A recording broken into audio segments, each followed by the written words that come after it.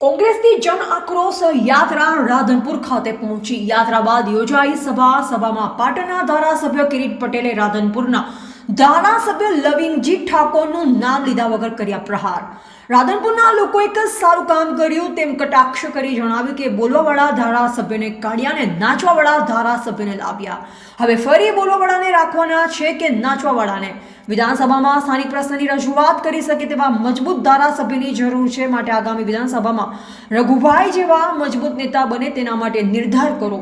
સભામાં બેઠેલા લોકો અવાજ કરતા ધારાસભ્ય કિરીટ પટેલે ગુસ્સે થઈ જણાવ્યું કે કોંગ્રેસની પથારી ફેરવવાવાળા આવા છે તેમ કહ્યું। યાત્રામાં કોંગ્રેસ પ્રદેશ પ્રમુખ અમિત ચાવડા, પાટણ ધારાસભ્ય કિરીટ પટેલ, વડગામના ધારાસભ્ય જિગ્નેશ મેવાણી, રાધનપુરના પૂર્વ ધારાસભ્ય રઘુ દેસાઈ જોડાયા। યાત્રામાં બોલવા વાળા ધારાસભ્યને કાઢી અને નાચવા વાળા ધારાસભ્યને લાવ્યા કરે। સાચી વાત કે ખોટી વાત?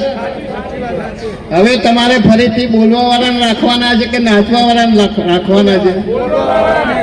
તમારા પ્રશ્નો વિધાનસભાની અંદર, સરકારની અંદર રજૂ કરી શકે એવા મજબૂત લડાયક બોલવા વાળા ધારાસભ્યની જરૂર છે કે જે તે વરઘોડામાં નાચી અને તમને રાજી કરે એવા ધારાસભ્યની જરૂર છે। બોલો બોલો, નાચવા વાળાની જરૂર છે કે બોલવા વાળાની? નાચવા વાળાની જરૂર છે કે બોલવા વાળાની? હવે લાંબી વાત નહીં કરું।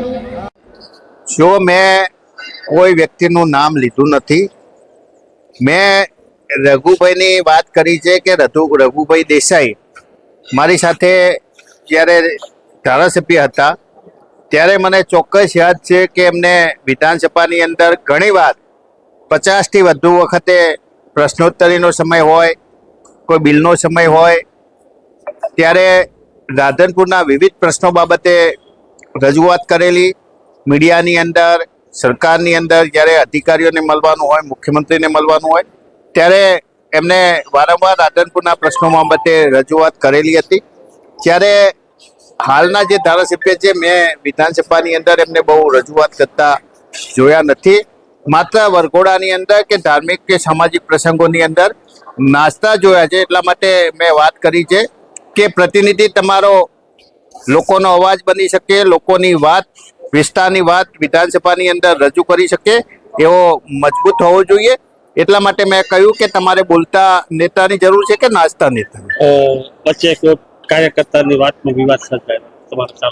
કોઈ કાર્યકર્તાની વાતમાં કોઈ વિવાદ સર્જાયો નથી। જ્યારે મેં રઘુભાઈની વાત કરી ત્યારે કોંગ્રેસ પાર્ટીની અંદર રહી અને પાર્ટીને નુકસાન કરવાવાળા, ભારતીય જનતા પાર્ટીના સેટિંગવાળા ઘણા બધા કાર્યકરો રાધનપુર હોય કે પાટણ હોય કોંગ્રેસની અંદર છે અને આવા કાર્યકરોને દૂર જોવા જોઈએ। એટલા માટે મેં કહ્યું હતું કે કોંગ્રેસને નુકસાન કરવાવાળા લોકો જાહેર સભાની અંદર કોઈ ધારાસભ્યનું નામ લઈએ અને એમને પેટમાં દુખતું હોય તો લોકોએ સમજવાની જરૂર છે કે શા માટે એમને પેટમાં દુખે છે।